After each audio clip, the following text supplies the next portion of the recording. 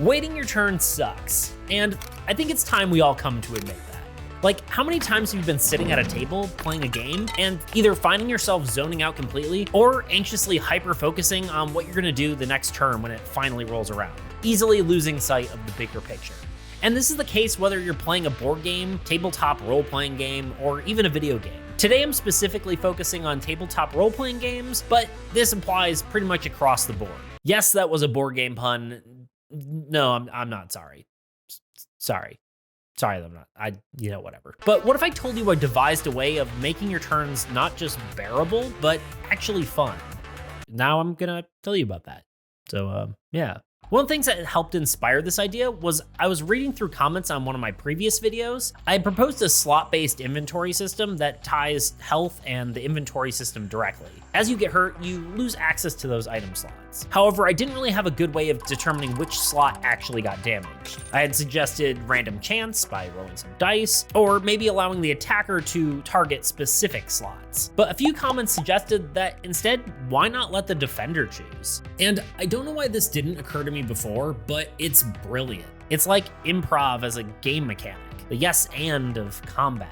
Role-playing games like D&D, Pathfinder, what have you, all pretty much rely on improv to tell a good story. A good game master will consider the core principles of improv. Yes and, yes but, no and. These principles build on an idea rather than dismissing it, helping players feel heard and making their vision part of the story. If you're not familiar with this concept, I recommend checking out one of these two videos.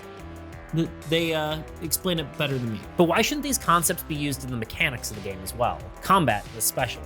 Most parts of the game are a give and take. A player may want to do one thing, and regardless of whether they succeed or not, their actions should impact the narrative. But instead, a player is often left passively waiting for their turn, disengaged from the flow of the story and the game. A good game master wouldn't dictate how your character feels or force them to act. However, most systems break this rule when it comes to a player taking a hit. When it comes to combat, most players are supposed to wait their turn, take their beating, and move on.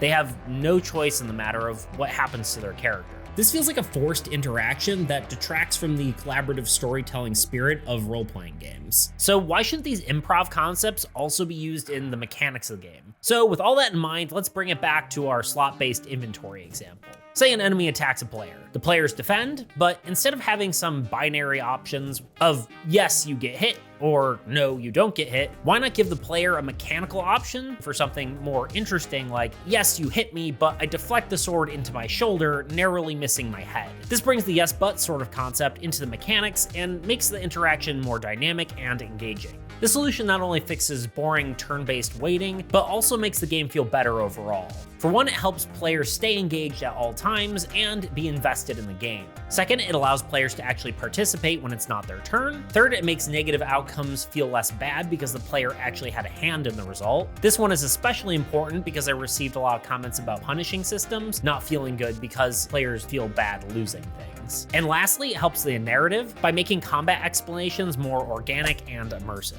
This is cool and all, but right now it's all just talk.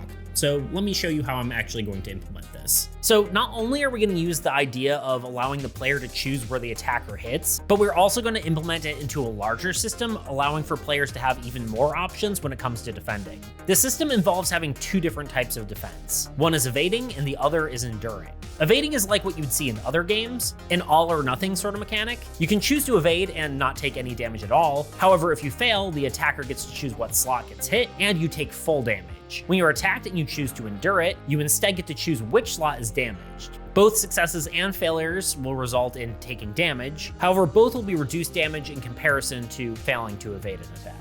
And of course, a successful roll when enduring means less damage than an unsuccessful one. I haven't totally figured out what the numbers are for succeeding and failing and what that actually means, but there's a lot going on in this game, all right? I'm sorry. What do you want from me?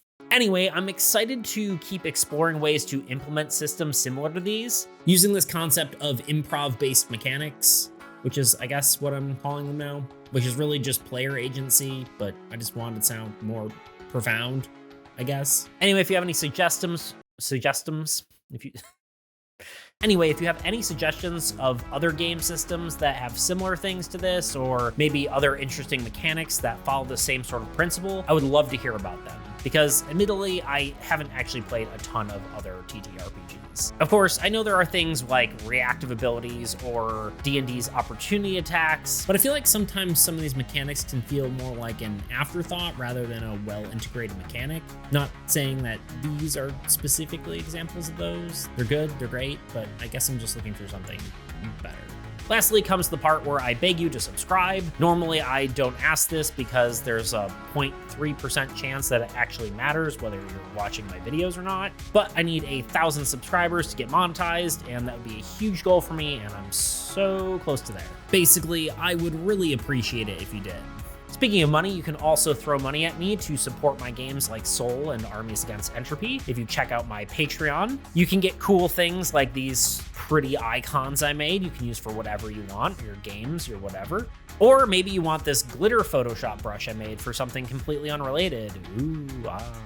Anyway, that's enough rambling from me, so thank you for joining me, and I'll see you in the next one.